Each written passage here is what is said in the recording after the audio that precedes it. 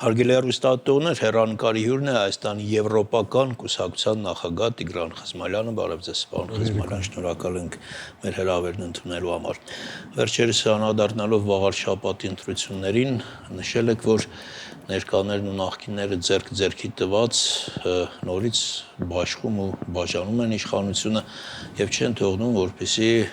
տեղի ունենան բարեփոխումներ։ Եվ ինչ որ իմաստով փաստորեն կրկնվեց 2021 թվականի խորհրդարանական ընտրությունների արդյունքը։ Այ պարոն Խզմալյան, ինչ են անում, որ չեն թողնում, որպեսզի ինչ որ հայլընտրանքային ուժեր առաջ գան, գործեն, ինչ որ ճնշումներ կան, ինչ որ ազդեցություններ կան։ Ես չեմ ուզում, որ տպավորություն լինի, մենք գանգատվում ենք, ոչ։ Թեև շատ հեշտ է հիշեցնել, որ հանրային հեռուստատեսության ճանապարհը ես արդեն 2 տարի գրեթե չեմ անցել եւ եթերային հեռուստատեսությունները շատ հազվադեպ են ինձ հիշում, շնորհակալություն հրավերի համար առավել եւս, բայց տեղեկատվական մեկուսացումը դա խնդրի ընդամենը մեկ մասն է։ Խնդիրը իսկապես այն չէ, որ մեզ ինչ որ բան չեն թողնում։ Խնդիրը ավելի լուրջ է, որովհետեւ հասարակությանը մշտապես պահում են բոլորովին մի տարօրինակ իրավիճակում, երբ որ կարծես թե ծխավարագույր է, շղարշ է, մշտապես արտադրվում, որպեսզի մարդիկ օրնիբուն զբաղվեն երրորդական, չորրորդական կարևորության հարցերով, որպեսզի հասարակությունը մնա պարակտված, բաժանված, որպեսզի այն բաժանումը, որը սկսվեց տարիներ առաջ, սկզբից նախկին ու ներկա, հետո սև ու սպիտակ, հետո չգիտեմ արցախցիներ, հայաստանցիներ, շիրակցիներ, գարեգինականներ, նիկոլականներ, այս մի բուռ ազգը, մի քաղաք ազգաբնակչությունը պետք է որ շատ լավ հասկանա եւ մեր հանճարների ասածը հավաքական ուժի մասին եւ այն որ մենք հիմա գտնվում ենք աշխարհակահաղական ծայրահեղ բարդ իրավիճակում, երբ որ փլվում են հին եւ ստեղծվում են նոր դաշինքներ, երբ որ Եվրոպան փակվում է, երբ որ Միացյալ Նահանգները զրկում են իրենց նախկին դաշնակիցներին իր երաշխիքներից, պաշտպանական, երբ որ Թուրանն է վերստեղծում մեր աչքի առաջ ու ցավոք սրտի նաև ոչ առանց Հայաստանի մասնակցության, որքան էլ դա պարադոքսալ լինի, եւ այն որ երրորդ ուժի կարիքը կա, դա այն չէ որ ես եմ դա ասում, դա օբյեկտիվ անհրաժեշտություն է եւ ես ցավում եմ, որ այսպես կոչված նախկիններ ու ներկաները իրենց շատ փոքր, մանր, անձնական եւ կուսակցական շահերից ելնելով օգտագործում են եւ ֆինանսական, եւ ադմինիստրատիվ, եւ մնացած բոլոր միջոցները, որպեսզի ոչ թե մեզ ինչ որ բան թույլ չտան, որպեսզի ժողովրդին շեղեն միակ կարևոր հարցից։ Հարցը այն չէ հիմա խաղաղություն թե պատերազմ, անգամ դա չէ հարցը, որովհետև խաղաղությունը կամ պատերազմը դա ընտրություն չէ։ Ես համամիտ եմ ձերդ, որ նաև որ միայն դուք չեք ասում երրորդ ուժի կարևորության անհրաժեշտության մասին, շատերն են ասում, բայց կարծես թե այդ ուղղությամբ գործողություններ չկան։ Ամենայն դեպս ինչ որ հուշող բան չկա, որ երրորդ ուժ է ձևավորվում, մինչդեռ ընտրություններին շատ քիչ ժամանակ է մնացել։ Օրինակ ինչը խանգարեց, որ եվրոպական կուսակցությունը հենց վաղար շաբաթի ընտրություններում փորձեր մասնակցել, ինչ որ մասով գոնե ուժերը գնահատեր, հասկանար այդ փոքր ընտրությունների, այդ սցենարի մեջ մտներ, գործողությունների մեջ մտներ, հետո արդեն պլանավոր էր 2026-ի գործողությունները խորհրդարանի համար։ Տեսեք, կրկին խնդիրը ավելի լայն է, քան մեր կուսակցության հարցը կամ որևէ այլ։ Մենք ստեղծել ենք 1 տարի առաջ Եվրադաշինք։ Մենք ստեղծեցինք Եվրաքվե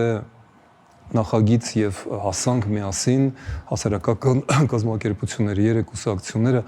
մեր եվրոպական կուսակցության առաջարկը, նախագիծը, նախաձեռնությունը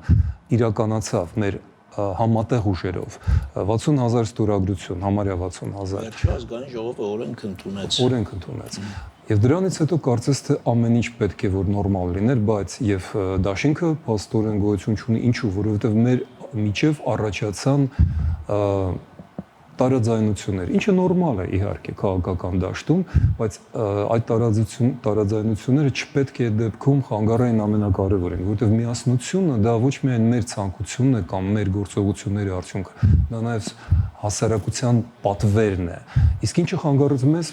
տեսեք, մենք միասին մասնակցեցինք Գյումրվա ընտրություններին եւ ասեմ, որ արդյունքները համեստ էին։ Պաստորեն կողմ մեր տեխնացուին քվեարկեց գրեթե նույն չափով մարդիկ, ովքեր դրանից կես տարի առաջ քվեարկում էին Եվրաընտրության, այդ ստորագրում էին մեր ստորագրահավաքը։ Վաղուր շաբաթում նախկին Եվրաքվեի, Եվրադաշինքի կուսակցություններից մեկը հանրապետականը դրեց իր տեխնացուն եւ այդ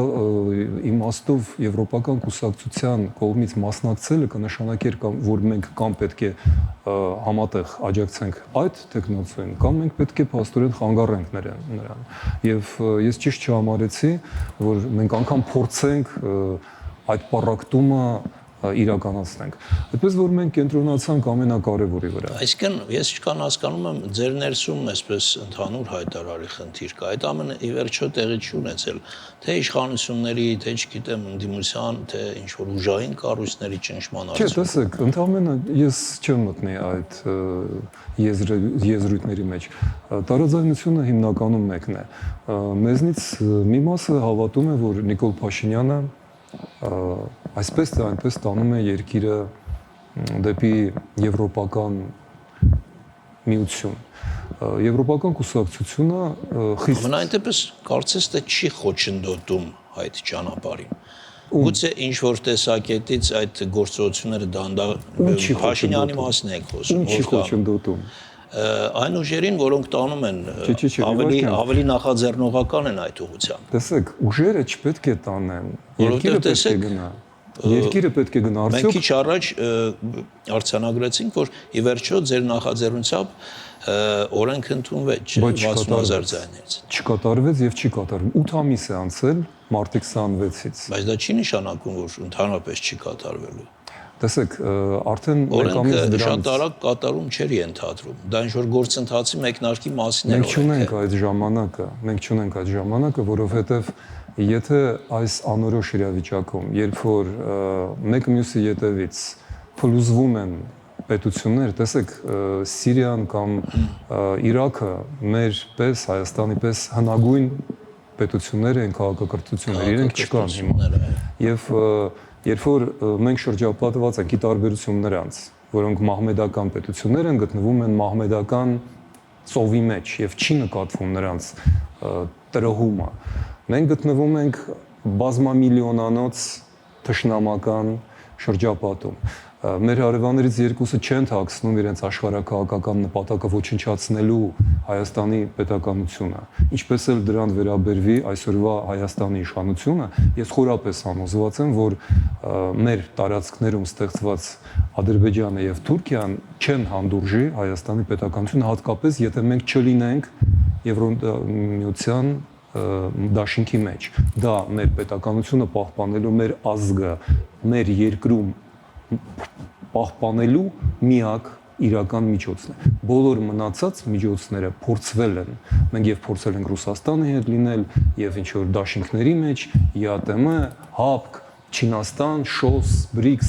մեզ ոչ միտեղ չեն սպասում։ Եվրոպան ակնհայտորեն 504-ի դեմ ձայնով քվեարկել էր 2024 թվականի մարտ ամսին Հայաստանի հայտը ընդունելու համար, դա Եվրոխորհրդարանի պաշտոնը։ Մենք ասել Եվրոպան սպասում է։ Եվրոպան ոչ միայն սպասում է։ Եվրոպան ինքը խնդիրների մեջ է թաղված։ Ճիշտ է, բայց մենք այդ խնդիրների մի մասն ենք, որովհետև չէ որ նրանք տասնամյակ շարունակ խրախուսում են Հայաստանին դուրս գալ շրջափակումից եւ հյուսիս-հարավ ճանապարհը, որը մեծագույն աշխարհակաղակական ոչ թե միջանցք է, ի տարբերություն այդ 40-20 կիլոմետրանոց կասկածելի շատ ճանապարհի, այլ աշխարհակաղակական նախագիծը, որը կապելու է Եվրոպան, Սև ծովը Պարսից ծոցի հետ, Հնդկաստանի հետ, դա է մեր ճանապարհը, դա է մեր մայրուղին։ Եվրոպան ինչ-որ բաներ անում է, հրամցնում է, հա, մենք էլ չենք հասկանում։ Տեսեք, այդ խոսքը մի քանի անգամ վարչապետը օգտագործել է, որ մենք կմոտենանք Եվրոպային այնքան, ինչքան մեզ թույլ կտան կամ ինչքան հանրաշտ կհամարեն։ Այսօր դա արդեն կեղծավոր է հնչում, որովհետև Եվրոպան ոտքով, ձեռքով, ամեն ինչով ասել է՝ եկեք, մենք ձեզ սպասում ենք։ Եվ տեսեք, մեր աչքի առաջ Վրաստանը, որ շատ ավելի առաջ էր այդ ճանապարհի վրա, հիմա ընդհանրապես մերժված է։ 2-3 օր առաջ Եվրոպական խորհրդարանը, եվրոպական տարբեր հանձնաժողովները չեղարկել է Վրաստանը։ Մոլդովան, որը սկսել էր գրեթե մեզնից ուշ է սկսել։ Հիմա համար 1 թեկնածու, Ալբանիան է արդեն թեկնածու եւ ամենայն հավանականությամբ 27-28 թվականին կդառնա։ Մեզ համար դա քաղաքական կամ գաղափարական նախագիծ չէ, դա գոյաբանական, դա պետականությունը պահպանելու խնդիր է, դա անվտանգային խնդիր է։ Պարոն Խզմալյան Facebook-յան ձեր էջում ստատուս կար, հա, գրած Եվրոպական կուսակցության Հայաստանի ապագա ութացման ծրագրի հետ կապված, ես չկան հասկանում եմ, սա ոնց որ վերնագիրն է, հա, ծրագրի քայլերով առաջին ելք ՀԱՏՄ-ից եւ ՀԱՊԿ-ից, երկրորդը հանքերի, գազի, հեցի, երկաթուղու ազգայնացում, երրորդը մուտք Եվրամիություն եւ ՆԱՏՕ։ Այսպես շատ գեղեցիկ է հնչում, կարճ, կոնկրետ, բայց մյուս կողմից յուրաքանչյուր այս թվարկած կարող է տասնամյակներ տևել, չէ։ Քիչ առաջ էլ, բայց դուք ասում եք, որ մենք ժամանակ չունենք, մենք իրականում ժամանակ չունենք այս տևական process-ների մեջ անցնելու եւ ճիշտ կողմնորոշվելու։ Ճիշտ է, բայց չինացիները հազարամյակներ առաջ ասել են, որ ճանապարհը առաջին քայլից է սկսվում։ Տեսեք, մենք 8 ամիս առաջ արդեն կարող ենք հայտ ներկայացնել։ 8 ամիսը դա ահռելի ժամանակ է։ Այդ 8 ամսվա մեջ Մոլդովան, որը գրեթե մարգինալիզացված էր եւ շատ հեռու էր ամեն ինչից, կարողացավ հասնել շատ հստակ օրակարգի։ 8 ամսվա մեջ փոխվեց այդքան շատ բան։ Բայց ամեն ինչ հարաբերական է, չէ՞, ասում եք առաջին քայլ, օրինակ կարող ենք առաջին քայլ համարել այն, որ ՀԱՊԿ-ի գործողություններին Հայաստանը չի մասնակցում։ Դեռ անդամ է, բայց ոչ մի գործողության, ոչ մի հավաքի, ոչ մի որոշման չի մասնակցում։ Դա քայլ չէ։ Դա տեղում դոփելն է։ Քայլը կլինի, երբ որ մենք գործնականում մտնենք Եվրոպայի, Արևմտյան Եվրոպայի անվտանգային դաշտ։ Մեզ դա կառաջարկեն, իսկ մենք ինչ ենք անում, մեզ դա առաջարկում են։ Հիմա վարչապետը քննարկում է մեր անվտանգային, կարևորագույն հիմնակարերից մեկը եվրադիտորդների արկայությունը, որոնց գալուց հետո հայ զինվորներ չեն զոհվում։ Հիշում եք, դրանից շաբաթներ առաջ 223 տղա է զոհվել Ադրբեջանի սահմանին։ Հիմա Եվրամիության այդ դիտորդական խումբը պահպանեց հազարավոր կյանքեր եւ ինչ ենք մենք լսում Ալիևի պահանջով Փաշինյանը հայտարարում է, որ մենք քննարկում ենք այդ Եվրամիության դիտորդների առաքելությունը հեռացնելու, նրանց կարգավիճակը փոխելու։ Մենք արդեն փակել ենք դա դեռ տեղի չունեցել, դա որոշակի գործողություններից հետո պետք է լինի։ Ճիշտ է, եթե մենք թույլ տանք այսպես, մենք կորցնում ենք անկլավները, մենք կորցնում ենք դեպի Վայոց ձոր, Վայք եւ Սյունիք ճանապարհի անվտանգությունը։ Մենք արդեն դեպի Վրաստան ճանապարհներից մեկով անցնում ենք։ Մենք ոչինչ ձեռք չենք բերում կամ արդեն ձեռք չենք բերել։ Ես գիտեք ինչ հիշեցի, որ ամիսներ առաջ զրուցում ենք նորից այս տաղավարում դեռ մինչև օգոստոսի 8-ը եւ այն ժամանակ Հայաստանի կողմնորոշման հետ կապված էր հարցը, նշում եք, որ մենք չենք ընտրելու Թրամփ եւ Պուտինի միջև, ընտրելու ենք Եվրոպա եւ